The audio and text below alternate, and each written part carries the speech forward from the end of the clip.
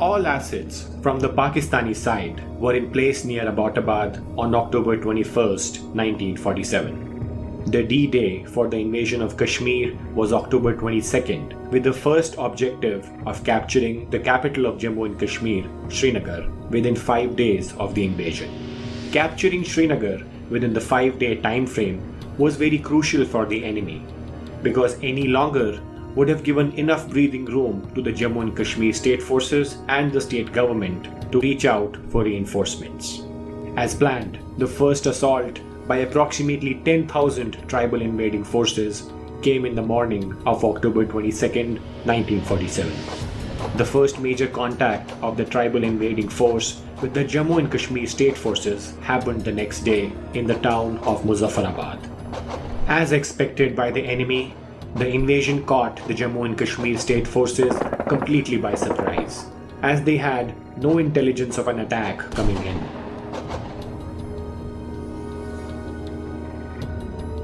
The towns of Domil and Muzaffarabad fell to the invaders very quickly.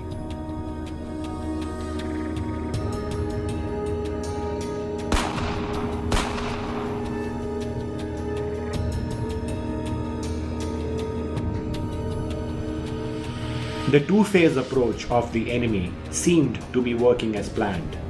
The phase 1 of the operation distraction of spreading out the defense forces in penny pockets had worked. Now the next step for the invaders was to continue with the momentum and capture Srinagar within the planned 5-day time frame.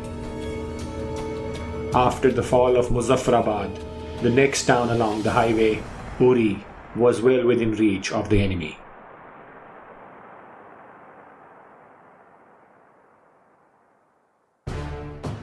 The news of the sudden invasion reached Srinagar on October 24th, 1947. The Jammu and Kashmir state forces, led by Brigadier Rajendra Singh, rallied all the troops available in Srinagar to defend against the invasion. Their objective was to save the capital at any cost, by either successfully stopping the invading force or slowing down their advance enough to buy time for reinforcements. In this short period of time, with many of the state troops dispersed out, the first of defense troops they could gather were only 200. The brigadier and his 200 troops left the capital to stop the invasion.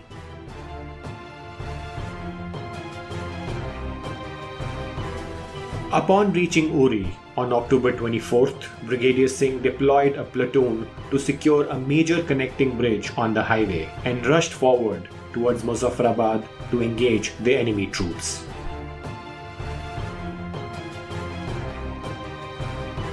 After inflicting some losses on the enemy, he made a retreat towards Uri with the rest of his troops and settled himself at a strong point on the other side of the bridge.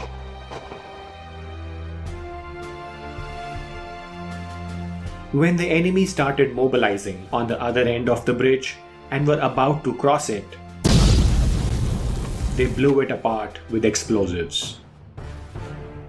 The destruction of this bridge in Uri, which was the only motorable road leading to Srinagar, slowed down the enemy's advance for one whole day.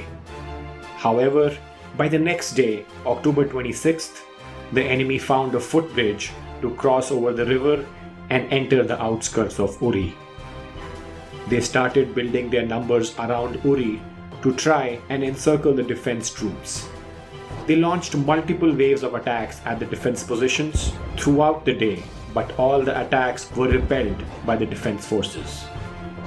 Despite being outnumbered 1 to 20 against the invading force and suffering heavy losses, the brigadier's 200 troops held the defense lines at Uri for 2 days, October 25th and October 26th of 1947. These 2 days were very crucial in the grand scheme of things, because it was these 2 days that bought just enough time for the state representatives of Jammu and Kashmir to fly to New Delhi and negotiate a deal of accession of the state of Jammu and Kashmir over to the Union of India. Once the accession was signed, only then could India send in their troops for the defense of the valley.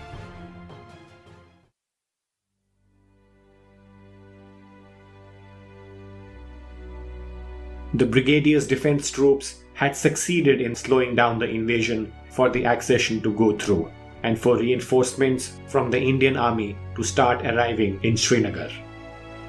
By October 27, 1947, Brigadier Singh and his men had suffered heavy losses and were running short of ammunition.